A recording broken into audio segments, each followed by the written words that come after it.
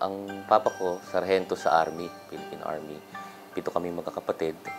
Tapos nirelocate kami sa Signal Village. Dahil 7 kami, so para makapag-aral ng maayos, nagtitinda ako ng pandesal. Yan.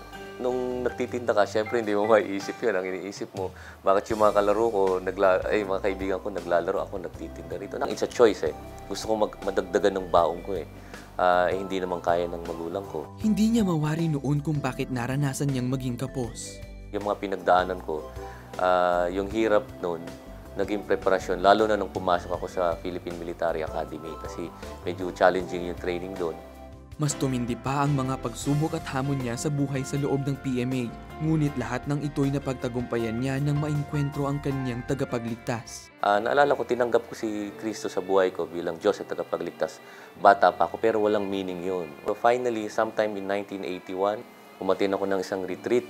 Tapos doon ko naintindihan yung meaning nung pag-surrender ng buhay mo sa Kanya. Kasi sa komunidad ng mga sundalo, yung surrender na word, naintindihan namin yan. Ibig sabihin yan, talagang ibinaba mo na yung bandera mo at ikaw ay nagpasakop kung sino man yung mas malakas na puwersa.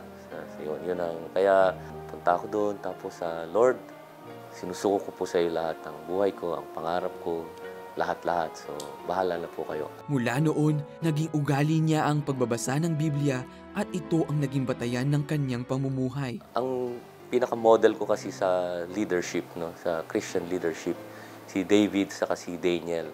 David was described in the Bible as he shepherded his flock, no, with skilled hands and pure heart. When you talk of pure heart, it speaks of integrity. No? Skilled hands speaks of competence. No? So, dapat magkasama palagi yun. So, okay yung nagpe-pray ka, nagdadasal ka, pero dapat mag-perform ka ng excelente. Yun yung challenge ko sa mga kapwa ko, Christian officers. Challenge ko sa sarili ko, unang-una sa lahat. Si Daniel naman, dinescribe siya sa Bible na he is trustworthy, neither corrupt nor negligent. No? So, the same thing. No? Trustworthy speaks of integrity. Yung neither corrupt nor negligent, yung corrupt, again, sa portion din ng integrity yun, yung negligence sa competence naman yun. So, magkasama palagi yun. Dahil sa murang edad ay natutunan ang ganitong prinsipyo, ito rin ang nagdala sa kanya sa tagumpay na kanyang natatamo. Sa katunayan, ang mga sombrerong ito ang katibayan ng iba't ibang posisyon na kanyang hinawakan sa Philippine National Police at Military. Nagkaroon din ng pagkakataon na siya ay makapag-aral sa Harvard bilang isang scholar. At ngayon nga ay nagbalik sa Liberia bilang Deputy Commissioner in the United Nations Mission. Ngunit kahit abala sa pagiging tagasunod ni Kristo at tagapagbantay ng kapayapaan, di niya nalilimutan ang pag-aalaga sa kanyang pamilya. Kaya kahit saan ako napunta, at talagang kailangang tuloy-tuloy ang ministeryo sa kanila. Salamat na lang sa teknolohiya, yung Skype, andiyan yan. So, kaya nagde-devotion kami sa Skype. One of the things na ina-advocate namin dito sa yung grupo namin, in fact, this is our mission statement, no? Help build a God-centered, service-oriented, and family-based. No? So at the end of the day, kasi ang unang ministeryo mo, yung pamilya mo.